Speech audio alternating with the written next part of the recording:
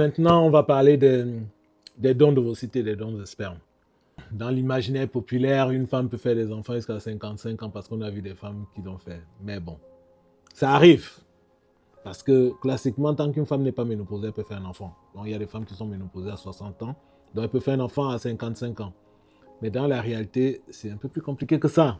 Donc faire un enfant à cet âge est très compliqué parce qu'il faut savoir, et c'est important pour toutes les dames, de savoir que la réserve ovarienne commence à s'altérer à partir de 36 ans.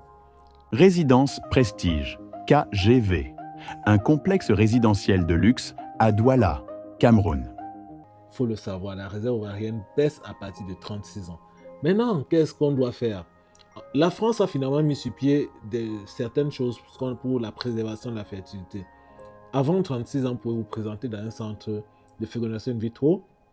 On fait un petit bilan et on fait votre préservation de la fertilité. C'est-à-dire que quoi? On vous stimule, comme on parlait tout à l'heure des femmes qu'on stimule pour faire la fécondation in vitro, mais la différence c'est qu'on vous stimule, on vous donne des médicaments qui permettent de produire des ovules, on prend ces ovules, bref, on ponctionne, on prend les ovules, on les garde, c'est la vitrification ovocytaire, on les garde et quand on les garde, pendant que vous avez 32, 33 ans, si vous revenez maintenant, vous avez 40 ans, vous voulez faire un enfant et que ça n'arrive plus, on peut reprendre les ovocytes que vous avez produits quand vous aviez 32 ans pour vous faire un enfant plus facilement parce qu'en ce moment, vos ovocytes qui avaient été gardés sont les ovocytes d'une femme de 31 ans. C'est pour ça que dans les cas de fécondation in vitro, souvent, quand on stimule les dames, il faut savoir que parfois, quand on stimule une dame, elle peut produire même 20 bébés, dont 20 embryons.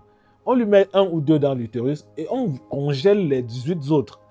Elle peut revenir 2 ans après, on ne va plus la stimuler pour prendre de nouveaux ovules. On décongèle seulement 2 autres embryons ou un, on remet dans son utérus, ce qui fait qu'elle peut faire un enfant cette année, un enfant l'année prochaine, un enfant 2 ans après, voire même 10 ans après, alors que tous ces enfants ont été conçus le même jour.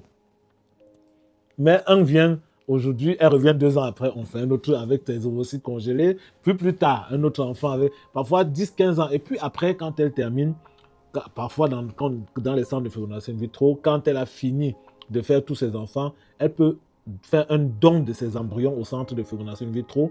C'est pour ça que nous, on fait souvent des séances qu'on appelle des séances d'accueil d'embryons, c'est-à-dire un couple qui a fini de faire des enfants, qui a ses embryons qui sont restés, ils peuvent offrir ça, et puis maintenant on vient, les couples qui n'arrivent pas à faire d'enfants, que l'homme a des problèmes, la femme a des problèmes, ils n'arrivent pas, et donc on offre ces embryons.